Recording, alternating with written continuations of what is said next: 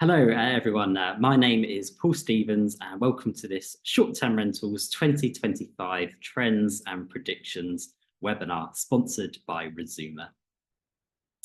I'm the editor of Short-Term Rentals here at International Hospitality Media, and I'm the host for today's really exciting session. And before we begin, I want to introduce our webinar sponsor for today. He's a speaker a little bit later on too. So Dan, please go ahead and introduce yourself and Resooma, please. Great, thanks, Paul. Yeah, so a little bit about us.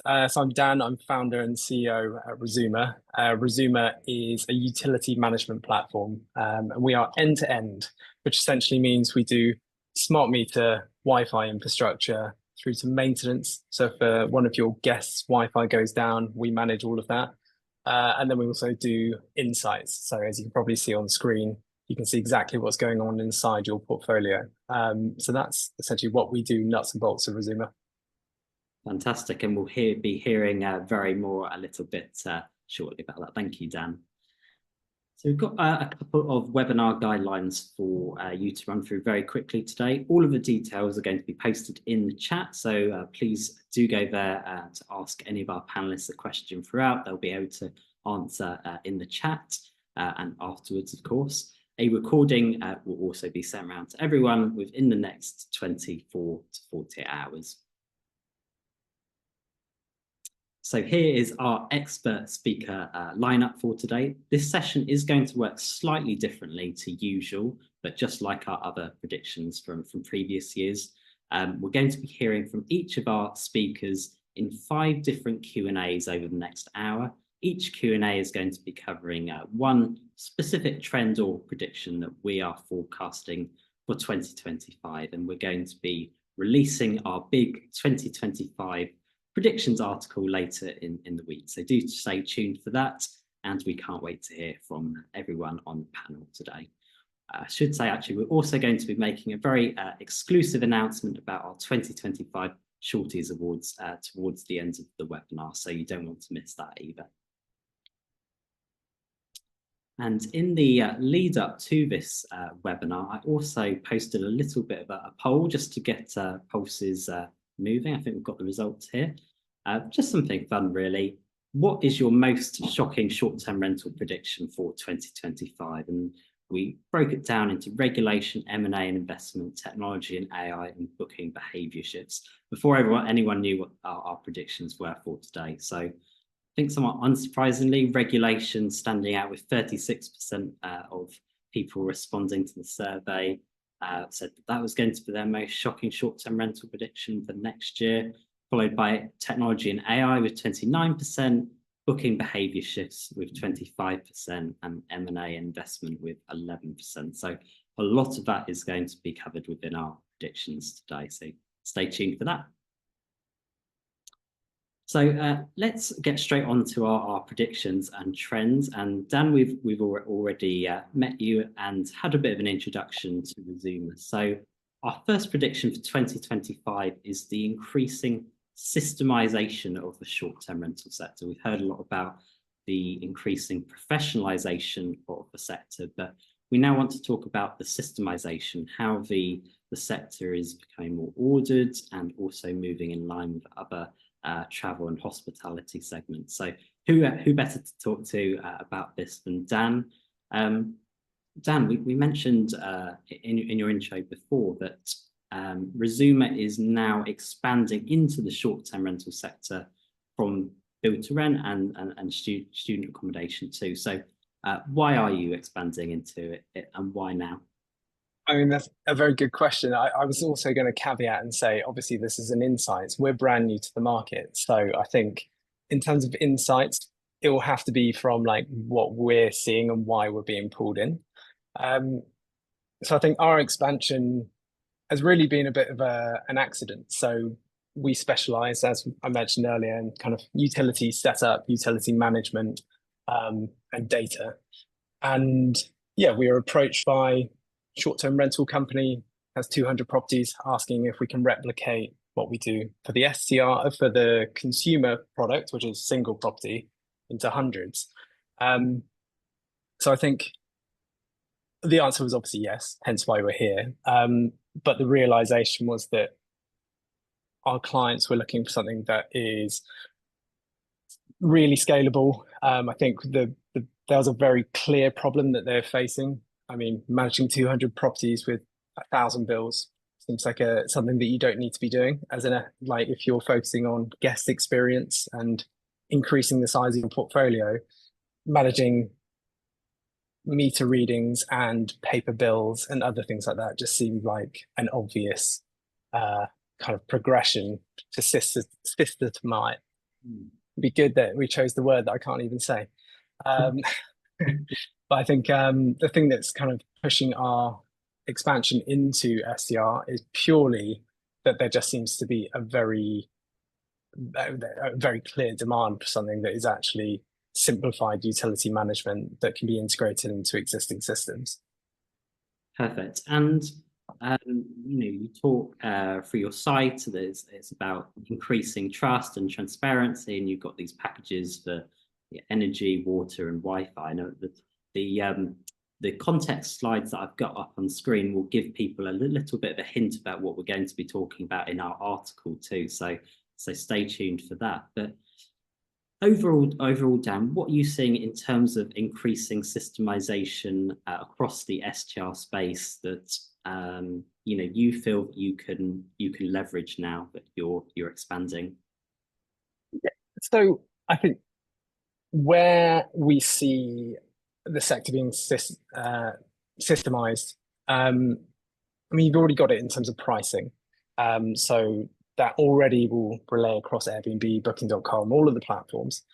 Communication is very, again, centralized. You can get it on your property management software. And I think that where we're coming into this is our property managers that we're working with are just looking to complete that extra piece of systemizing utility management. So I think the things that are outside of their reach at the moment is like if they have a Wi-Fi problem, I mean, it becomes a serious issue if you don't have a close relationship with the Wi-Fi provider, which generally is one of the big guys. I mean, you'll just be on the hotline. So I think by plugging in a new system, which actually, if Wi-Fi goes down, you have a troubleshooting QR, they're creating a systemized loop for their guests, which means they can solve problems extremely quickly.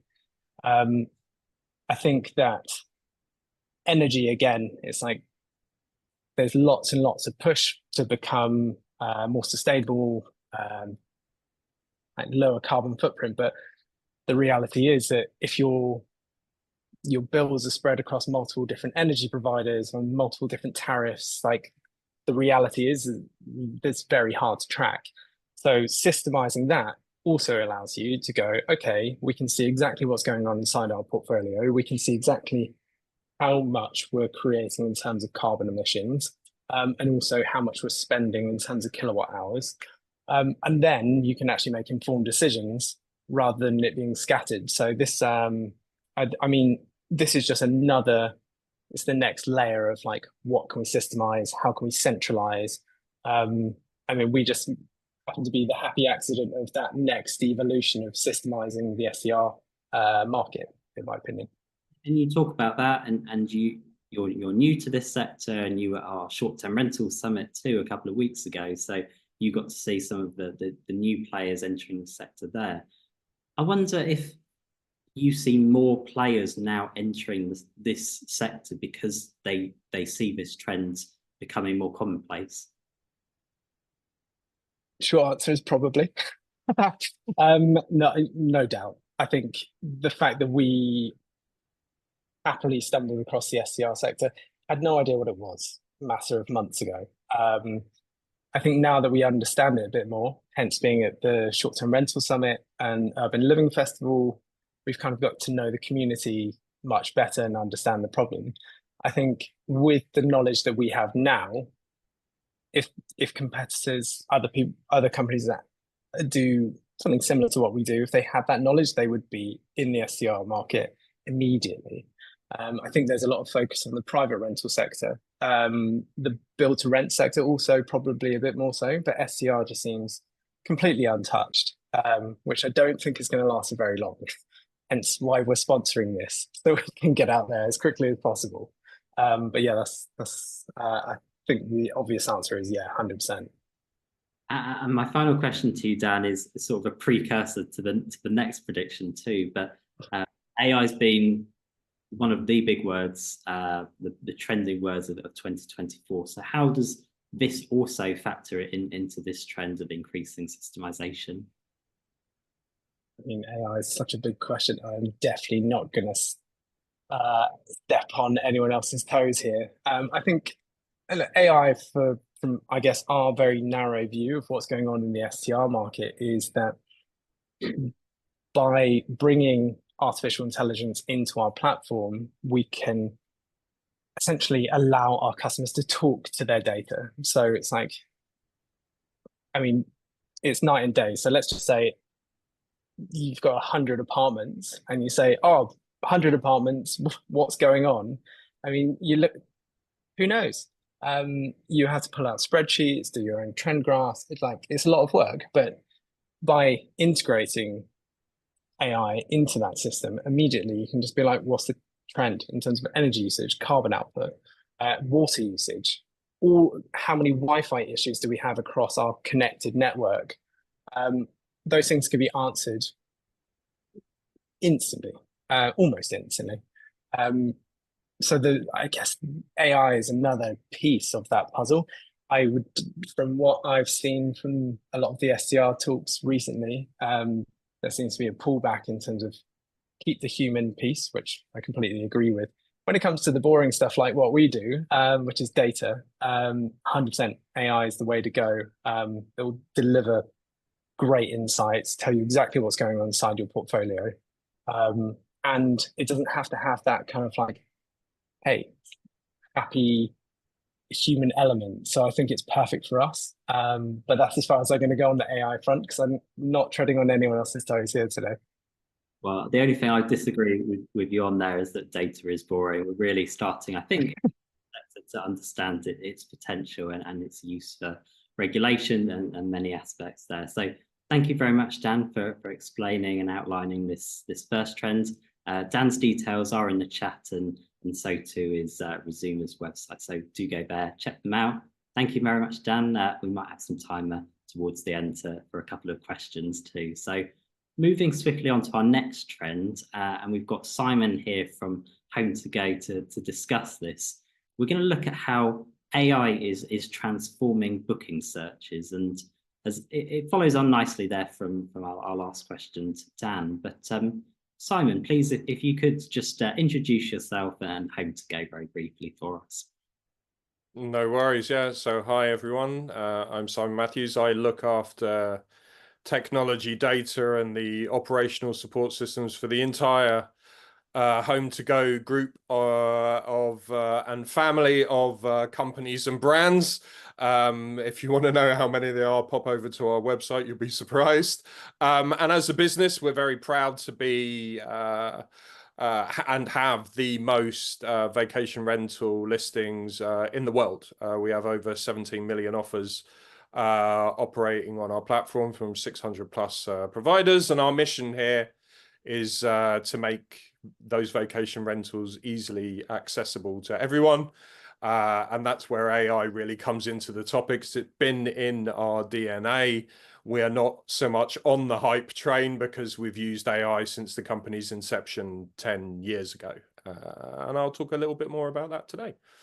Yes, thank you very much, Simon. We've got up on screen one of the stories that we ran earlier this year about HomeToGo and rolling out fresh AI innovations, notably modes and travel agency hub gateway that we covered last week too. So it's clear that HomeToGo has been on this trend for some time. But I'm really interested in when we've been talking before about this element of search and how it's going to evolve into 2025. How do you think travelers are going to engage in different types of searches for stays that they maybe haven't done so already?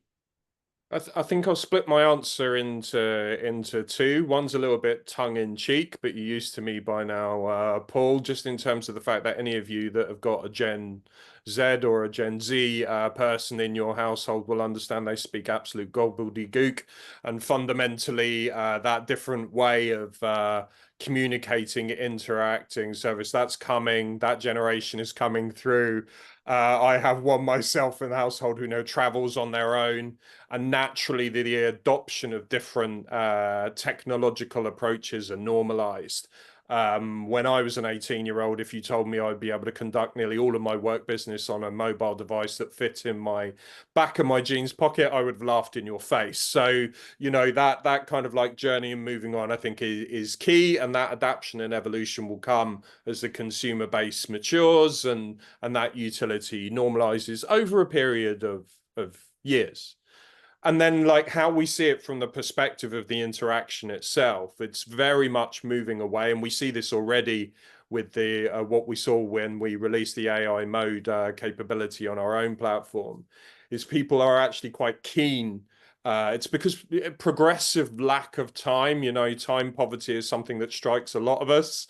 Your vacation rental can be a large basket size item with a high implication for you, but also a high life style input and high value and memory capturing moments. You want to make sure that you get it right, and using rigid, old school style of filters and keywords can actually be quite problematic, versus we want to spend, we need 2 weeks in August in the sun with a place with a pool with a minimum depth of 2 meters, and I don't want to be more than 400 meters from the beach. Bosh, right? And then off it goes and brings back the results. And we're seeing that more and more. There is an expediency related to that, and there's also side benefits related to that from the perspective of the hosts, because the greater they enrich the data in which they put their properties forward, the more that we can enrich the search experience and the amount of landings that they get as a result. So I agree, data is not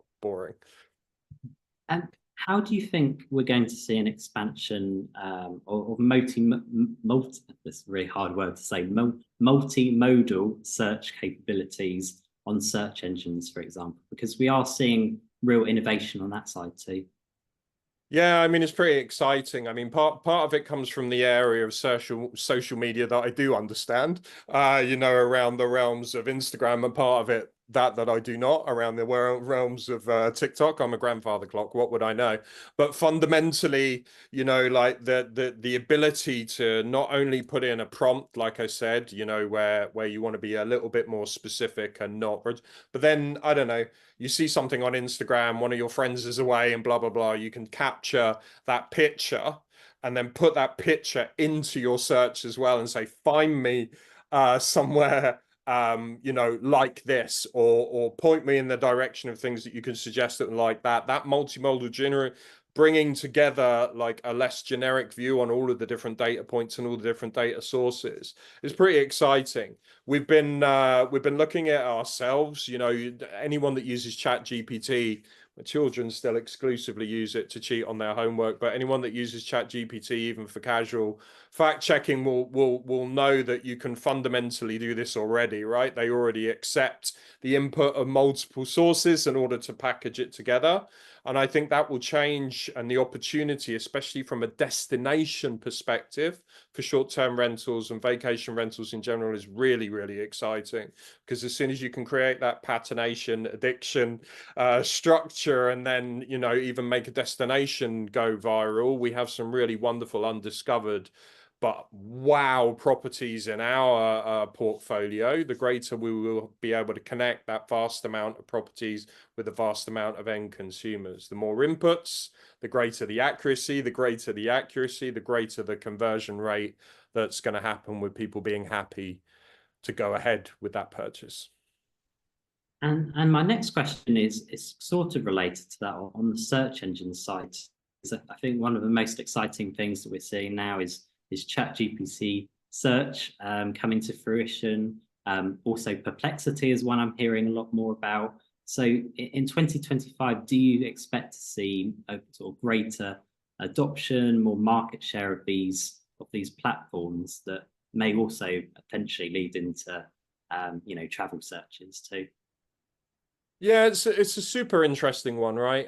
Especially with, OpenAI, the Microsoft deal, that got a hell of a lot of publicity, good and bad. It created some really bizarre fear of AI. I don't think I've seen so many Terminator movie references in such a short amount of time in mainstream media. And obviously, when you have a powerhouse like Microsoft coming together with like a product which is, by the way, the fastest adopted of all time, right? So ChatGPT is at the very, very top of the charts. It outweighs topics like Facebook, Snapchat, TikTok, you name it. It's exponentially X times bigger in terms of its adoption rate. It's gonna spurn the response that you'd expect, that fever pitch to then like violently shift behavior. But so far, what we've seen is the adoption is actually quite slow. And that's relatively unsurprising for one giant reason, and that giant reason is Google. That kind of like default Google check, that default like kind of Google modeling that so many people do for so many different reasons is almost a way of life in terms of how people are operating on the internet. I think its time will come, because the time will come from the discovery of the usefulness that I was talking about from your previous question, but it's going to take quite a lot longer. And then in the meantime, we'll be a little bit more beholden to what Google is doing. But there is an interesting side factor to that, if you like, which is what's happening in the mobile device space. If you look at I'm not going to call it a mighty battle because it's now boring, but between Apple and Android and all of the Android phone producers and what's going on there, and now they supply their own AI natively inside the device, it's fair to say that may cause a shift, especially with topics like Gemini, for example, where you will see a shift in behavior coming from the convenience and the desire that the mobile device manufacturers have for you to become dependent's a strong word, but most of us are dependent on our mobile phones, to get connected to that device even more and then stay with the brand because of the value and the use that it's given you. I think that might be the side factor that comes in, and we can see it loud and clear in all the advertising as everyone's trying to con us out of $2,000 for a phone this Christmas. But nonetheless, right, that I think is the only factor that's not yet clear. One final question for you, Simon, because this is something that I think you need very specific knowledge about, and it's, how do you think we're going to see recommendations when you're searching? How are they going to become more personalized? We've heard about this trend for a few years. How is that developing now? Yeah, I mean, I have to be very cautious because of the soporific quality of my voice. I will send you all to sleep, and I can talk about this for about 27 hours. Very, very short story. I mean, obviously, and as touched on already by Dan, right, the depth of data that we now have available to us then obviously creates this multiplication and facet capability of what we can do in terms of personalization. And it is at unparalleled levels right now, right? In terms of what we can see, then what we can assume, derive, conclude, or take a very strong bet on in terms of everything from, preferences, the direction someone generally goes in when they're searching, what you can use from a suggestive perspective based on past booking information, and or all of these different permutations. So for me, like this hyper personalized kind of model is also extremely useful for a very specific type of user. I spoke about time poverty before, which affects a lot of people responsible for closing the basket, at least in our demographic, but also from the perspective of the fact that it's just useful to suggest you know, to people, especially on the topic of their short-term rental or the vacation rental, looking for, because of the sheer size of choice, especially if you you pick a key high penetration destination, you know, Spain, France, Italy, Croatia, you know, these places with so many properties. So, you know, like almost limitless for hyper personalization. The only thing that kind of like keeps us in gear is obviously we've had very different regulatory responses in different territories, EU and outside of EU, like what we are and aren't allowed to do differs. And for me and the wonderful team I have in my data organization, we spend a lot of time scratching our head, most of them have hair, and trying to work around the regulations and the challenges we have, and keeping that data sovereignty, sanctity and security is obviously our #1 priority. So notwithstanding the left field stuff that comes from different governments, I think it's an almost infinity pool of opportunity for us moving forward. Thank you, Simon. Very well articulated them within 4 very specific questions. So I'm excited to hear your thoughts and present them in our article later this week. Thank you, Simon, and Simon's details as well in the chat, his LinkedIn and a link to the HomeToGo website too. So thank you, Simon. It sort of coincides with our next trend too, because Simon there mentioned at the end markets like Spain, France, Croatia, all areas that have been linked with the over-tourism concept. So if we move on to the next slide quickly.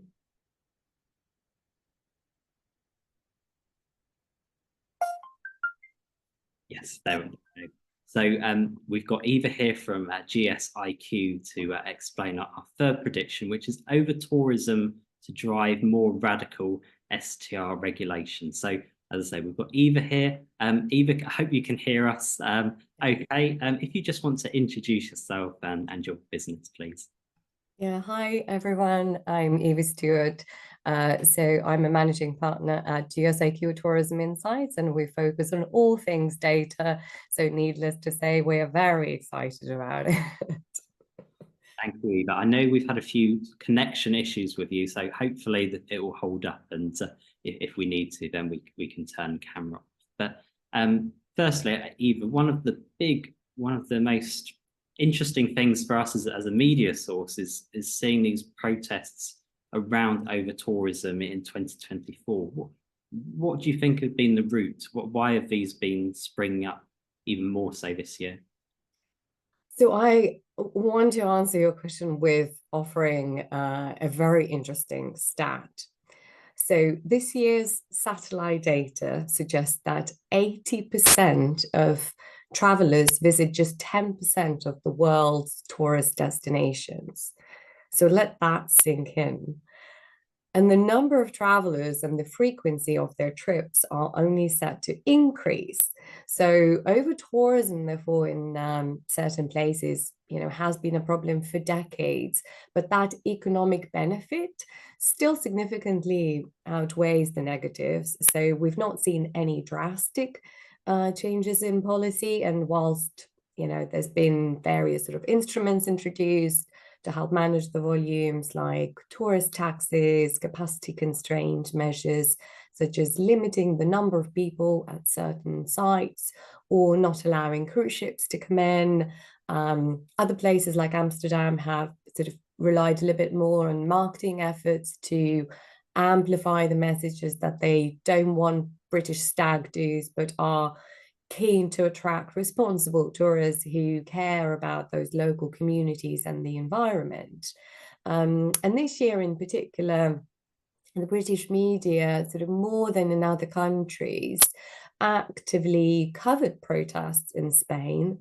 And when our research team delved into data from all major online sources, including news sites, social media, forums, blogs, videos across many different languages, we found a 3 times increase in mentions of over-tourism and people complaining about masses of tourists, about protesting about it, tourists go home notions, sort of tourism taxes, and of course calls for to make tourism more sustainable.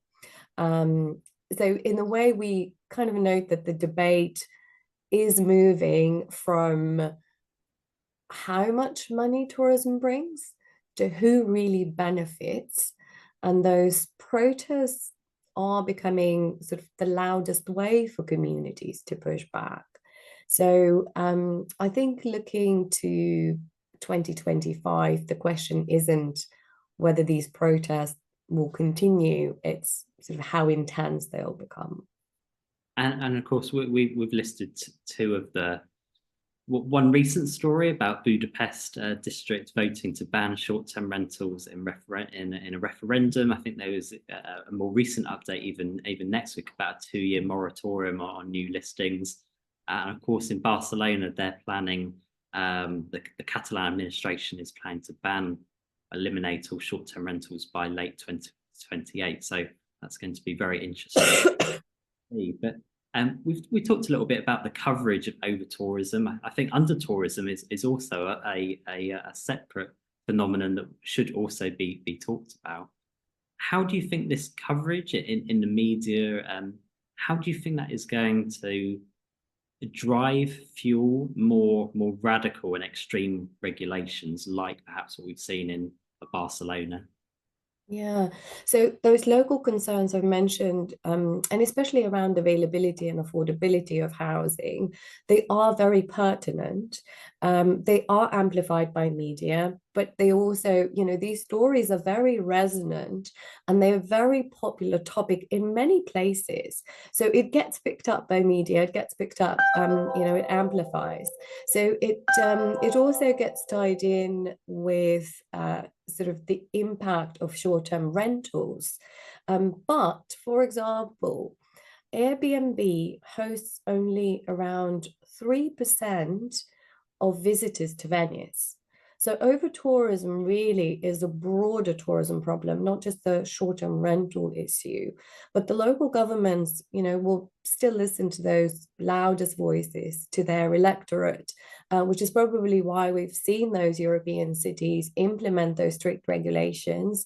You mentioned Budapest, you mentioned Barcelona, quite rightly so, that there's, a comprehensive plan in place to phase out short-term rentals for tourists by 2029. It's only a few short years away for such a major destination. And Spain is forecasted to become a #1 destination worldwide. So how they're going to manage those tourism influx, and also those tourism flows, and how they're going to have the sustainable options of accommodation, it's a very interesting question, and we'll be following that closely.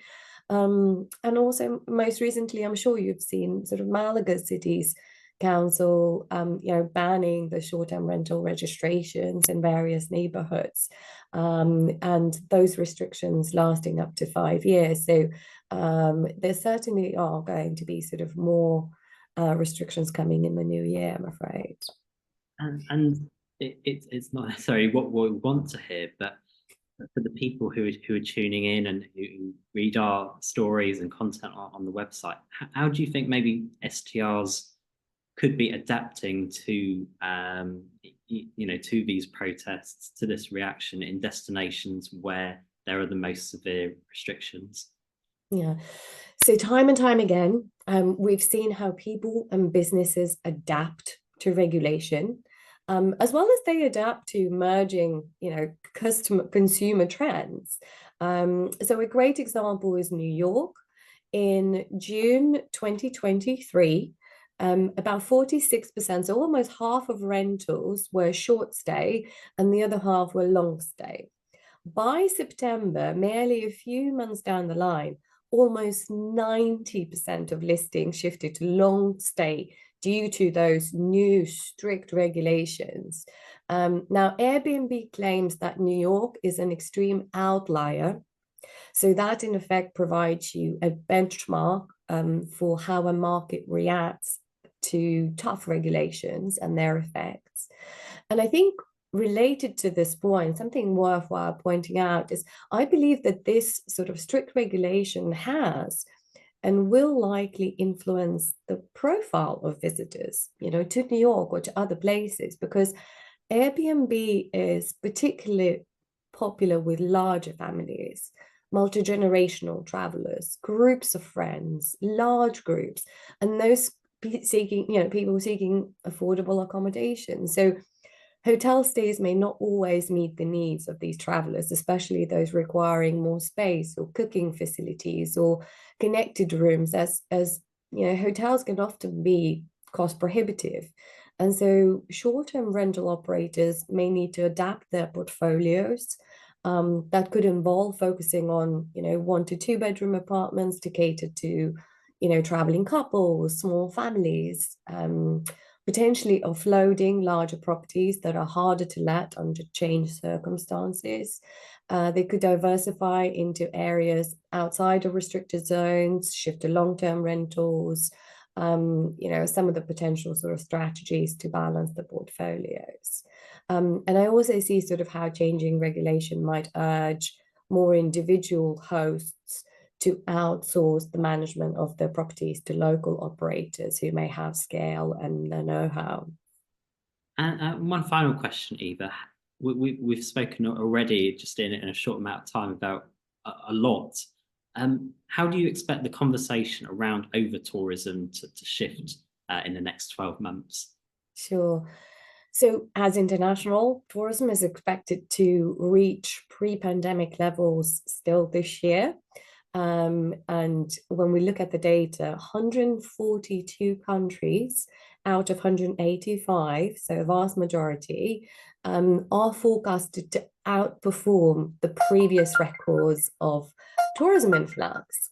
And so actually, if you look at some of the destinations and the forecast for next year, so the intensity of tourism is expected to increase even more so in destinations like Canary Islands, Balearics, Venice, Dubrovnik, Paris, Edinburgh, Reykjavik, Amsterdam, Prague. So this means that over-tourism conversation will intensify again, and there's going to be even more sort of scrutiny applied to the sort of tourism practices there. Excellent, thank you, Eva. I think this conversation could last all day, but alas, we're out of time on this space. But I'm looking forward to hearing and writing your views and opinions for the year ahead in our predictions article coming out later this week. Having me. Thank you, Eva and GSIQ. We've got Eva's details in the chat too, and her company. So do go there to liaise with her and check more out there. Thank you, Eva. We now move on to our fourth penultimate prediction, which is about boutique brands benefiting from loyalty shifts. And who better to talk about that than Zach from Journey Alliance. So Zach, I'll let you go ahead, introduce yourself and your new role with Journey, please. Yes, thank you again for having me. My name is Zach, and I'm an entrepreneur by trade. Recently, I've dabbled in the travel space, really just the last couple years. I built a small niche media company in a totally different industry, actually in higher education before that. And then during COVID, my wife and I left our small DC apartment and did the whole nomad thing where we literally lived on Airbnb for about 18 months and hopped around to new stays every few days. And it was a remarkable experience. And that's where I really kind of fell in love with short-term rentals and hospitality, and learned along the way about this kind of emerging, what I would call, movement of experiential hospitality and people thinking a little bit differently about stays, whether those are short-term rentals or boutique hotels, and ensuring that they're creating stays that are aligned with consumer preferences. So started a company, have a podcast called Behind the Stays, and both my company and my podcast Behind the Stays were recently acquired by Journey. And I've joined the Journey team as the head of their alliance, which basically just means I oversee our product, our marketing, and our community of boutique hotels and short-term rentals that are joining our brand new loyalty program. Thank you, Zach. And we've got the story there about this next gen loyalty program that's being launched for guests to earn points on anything from boutique hotels, vacation rentals, glamping stays, and more. So Zach, why now? Why is the right time to be launching a program of this sort of scope? Well, I mean, I'm obviously biased here, but I think there are a couple things in particular that observations that we've seen that have given us encouragement that now is the time. Number one is just the modern traveler, right? We think about how probably all of us travel if we are going away with our significant other or our significant dog, right? Maybe we go to a hotel and that's totally fine. But the minute you involve kids or extended family or in-laws, right? Hotels fall short most of the time, right? And so this idea that hotels and short-term rentals are in competition with one another, we sort of fundamentally just don't believe that that's true. It really just depends on, you know, what your trip is about. So number one, I think that the modern traveler is telling us that they love boutique hotels, they love vacation rentals, and it really just depends on you know the kind of trip that they're planning. Beyond that, I think the modern traveler is also telling us that they prefer the experiential over the expected, right? So we're seeing this big shift away from the big brands, right, in the hotel side of things, and even sort of just traditional vacation rentals. We're seeing folks opt in for. We saw this, you know, a lot during COVID, and it's continued for the more rural escapes, right? The stays that are experiences in and of themselves. People are traveling to these very unique properties, and they're staying kind of in the middle of nowhere for the sake of the property, right? For the sake of the stay. So I think that that's an indication that today's consumers are really interested in what I would call new luxury, which is this idea of nature immersed experiences, off-grid stays, right? Not the Ritz-Carlton downtown, but something a little bit more exclusive, a luxe cabin in the woods, right? Where you're kind of removed from the hustle and bustle of the city. So I think one of the reasons we're bullish on Journey is we believe that the modern traveler is telling us the kinds of experiences that they want. And right now, there isn't a loyalty program that rewards them for spending $900 staying at a treehouse for a night, right?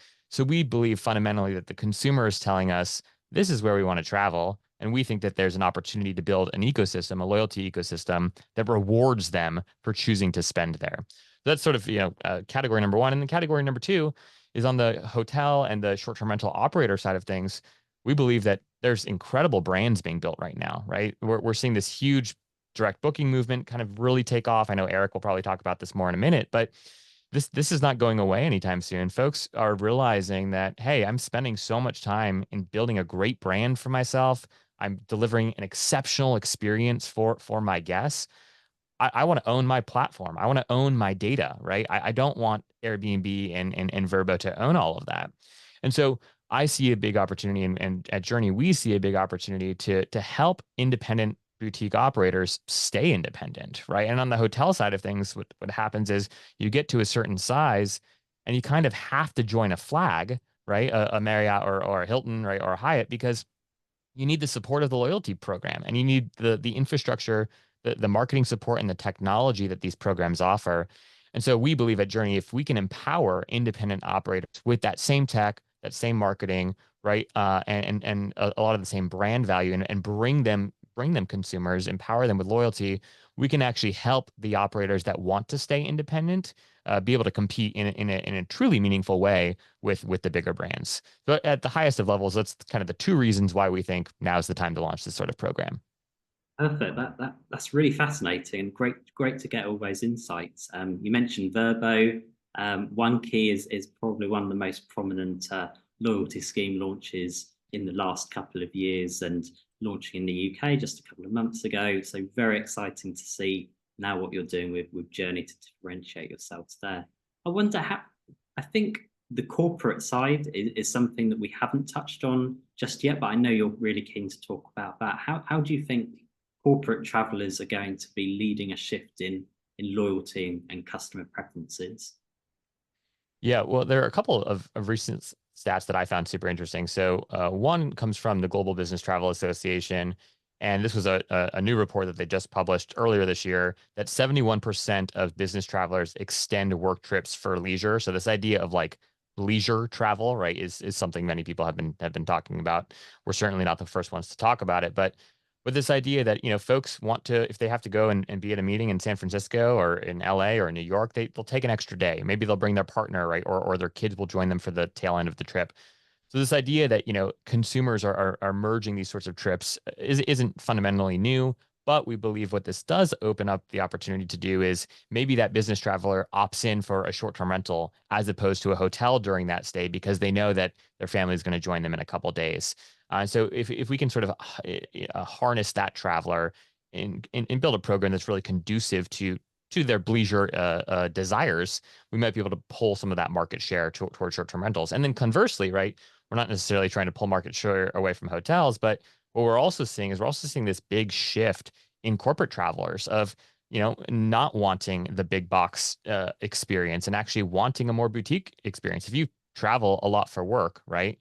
At the Marriotts of the world, the Hiltons of the world, they all start kind of like looking the same and smelling the same. And if you're on the road a lot, you might want something different.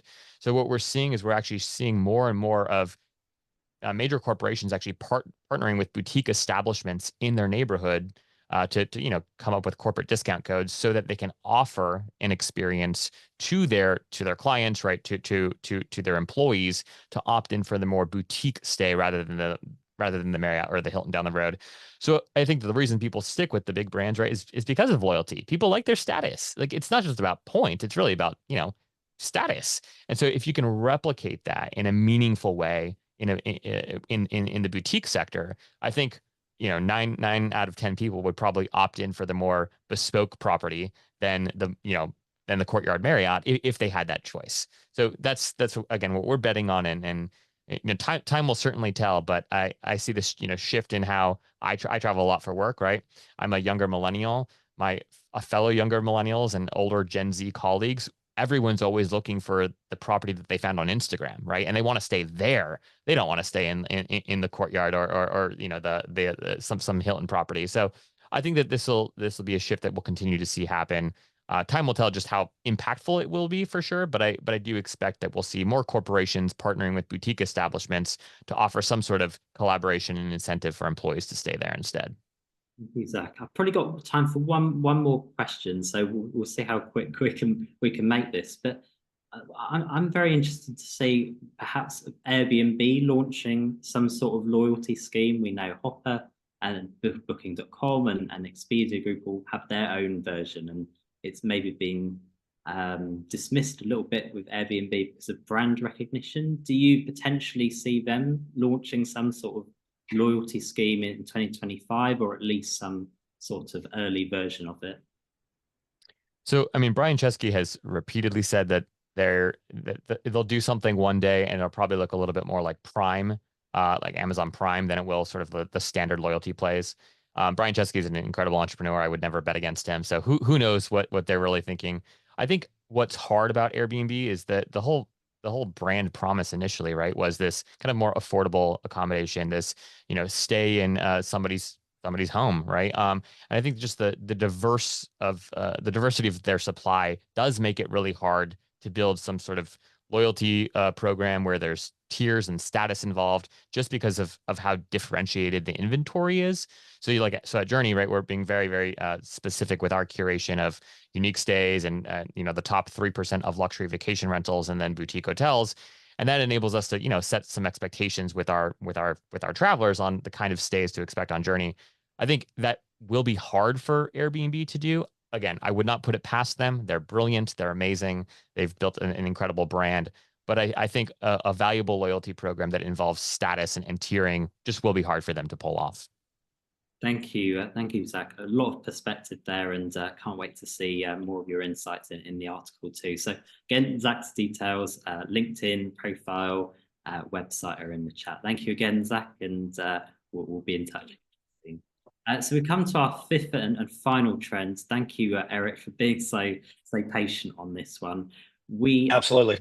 We're expecting shorter booking windows and more last-minute bookings for 2025. So first of all, Eric, I'll get you to introduce yourself very briefly and bnbfinder too.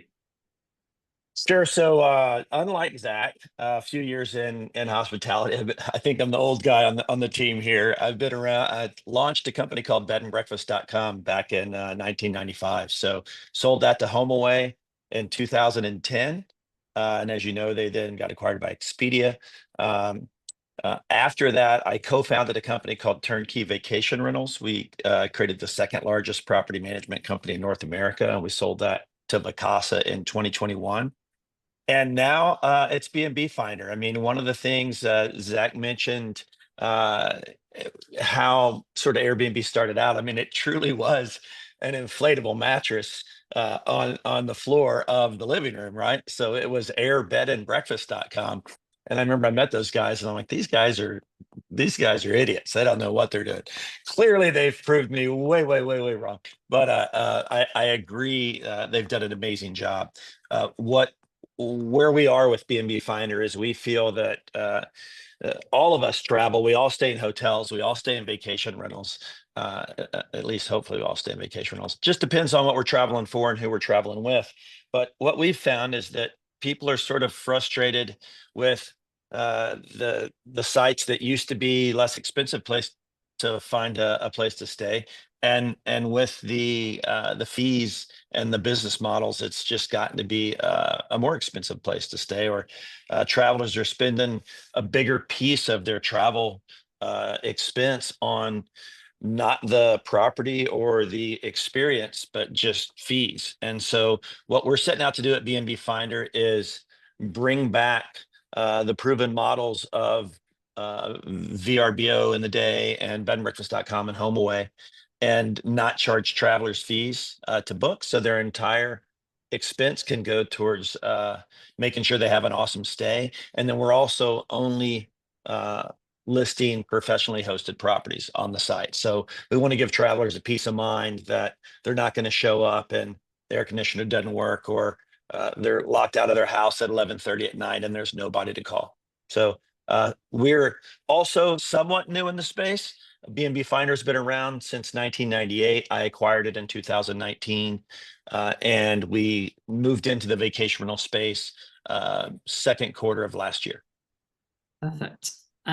Why do you think we're going to see a continued rise in last minute bookings moving into 2025, Eric? Yeah, I think it's the same reason. A part of it is people appreciate value, and they appreciate their money and they want to spend it wisely. And people have determined that with the growth in the number of vacation rentals or the supply in the last year, if they wait, oftentimes they can potentially get a better deal, and their money goes further. Yes, they'll limit some of their choices, but there's just so many choices, as Simon was saying, and Eva was saying, in all the different locations around the world. If you're not specifically wanting one exact vacation rental, that if they wait, they can oftentimes find a better deal. And I think a part of that too is the same reason we're able to have a webinar today versus pre-COVID. I mean, so much has moved online. I mean, Simon joked about his working off of your phone. I mean, I do 80% of my work from my phone. And I bet a lot of us here do. I mean, email, et cetera. So being able to work from wherever you want, and yes, companies are starting to call people back, but there's still people that travel for work, as Zach was saying, and they'll bring the family for the weekend, and they'll want to not bring them to their hotel, but they'll want to go stay somewhere nice. And maybe it's not in the center of the destination, but it's somewhere out in a neighborhood where they can actually experience Barcelona, and they're not down on, next to the Sagrada de Familia type of thing. So value and flexibility, I think, are the two biggest reasons we'll continue to see people looking for last minute options. And that aligns kind of with the next question, is how much is that economic uncertainty that we're experiencing in markets all over the world, and the rising cost of living, how much are these going to really impact on travel spending and the shorter booking windows that we're predicting? I mean, we'll see a year from now when this panel happens again, right? But I think with the definition of value, people are looking at not just what they're going to pay for the stay, but the whole package. And we all know, because we're in the industry, when you stay at a vacation rental, you're not going to do that if you're traveling by yourself. If I'm going to New York for business, I'm not staying in well, New York's a bad example because very few people are staying in a vacation rental there. But if I'm going to a destination by myself, and it's business, I'm less concerned with the value, and I'm more concerned with staying next to my meeting. I'm by myself. I don't need a kitchen. I don't need laundry because my kids aren't there. Paying for parking, paying for Wi-Fi, paying resort fees, all those things are less relevant. But I think people are defining value as the total package. It's the selection, it's the level of hospitality, and it's ultimately also the price. And we've got time probably for one quick final question. I don't know how you're going to answer in about 30 seconds, a minute, but do you think we're likely to see more increase, more interest in domestic travel, be that in the US or globally? I mean, I think people are just traveling more overall. We heard Eva's, stats on travel is expected to be up internationally around the world. But as the economy, we've all experienced the economy over the last few years. We don't know what's going to happen really with the new policies of the new administration and how that's going to affect. And I think that questioning what's going to happen just makes people want to just sort of wait and delay and sort of get a better understanding of what's going on and where they personally are financially to make decisions and book something. So yeah, I think it's not something unique to the US, but people will travel within their country, right? People are going to travel. They may not travel as expensively, but they're going to travel. Maybe they'll drive 2 or 3 hours away instead of fly. Maybe they'll stay in a place that's not quite as nice. Maybe they'll look for a site that doesn't charge service fees, or they'll book direct, as Zach was talking earlier, so they're not paying those additional fees that some of the platforms charge. But I think they're still going to travel, and I think we'll see that happen certainly in the States. I mean, again, if you look at this panel, we all travel. And sometimes we travel for business, sometimes it's with the family, sometimes it's international, sometimes it's in the States. Personally, I just got back from Big Bend. It was an 8-hour drive. That was no fun, but I wasn't on a plane, so that was appreciated. That seems like a perfect place to finish just there, that people are going to be traveling and continue to travel in 2025. Thank you, Eric. A big thank you also to all of our contributors today. The hour has absolutely flown by. But a big thank you to Dan, to Simon, to Eva, to Zach, and to Eric for all of your insights. And you'll be able to see all of their insights, all their predictions in our article coming out later this week. And as I said, Eric's details are also in the chat, so do go and check those out. We've got a couple of slides to run through very, very quickly before we finish up. Our next webinar and final session of 2024 is next Tuesday, the 10th of December, same time, 4 p.m. GMT, on unpacking the 2025 trends in travel. That's sponsored by Verbo. We really hope you can join us then, and the sign up link is in the chat for you now. We're already planning events into 2025. So our annual Recharge event is back on the 27th and 28th of January. It's taking place in Porto in Portugal. I have to say it's probably my favorite city in Europe. So very good reason to be attending. We'd love to see you there, and details, all of the details you need for getting tickets are in the chat for you now. And as I was hinting earlier, the 2025 Shorties Awards are just around the corner, so it's time to get excited. The entry period is going to go live this Thursday, the 5th of December. There will be an announcement coming on that. And we've got some new categories ahead of our 6th edition of the awards, and that's taking place on Tuesday, the 1st of April, 2025 at the Western City, London. So stay tuned for more details on that one. For opportunities to work with us, please do contact my colleague and head of growth, Sam, using his details on the screen, Great time to be working with us in the lead up to the shorties, podcast and webinar content, and much, much more. So Sam is definitely the one to reach out to. The session is going to remain open for another 2 minutes if you want to grab any of the links, any of the details that we've posted in the chat. I want to say a big thank you to Resooma for sponsoring this webinar. Thank you to all of our speakers, and mostly thank you to all of you for tuning in today. We'll see you all again very soon. Thank you.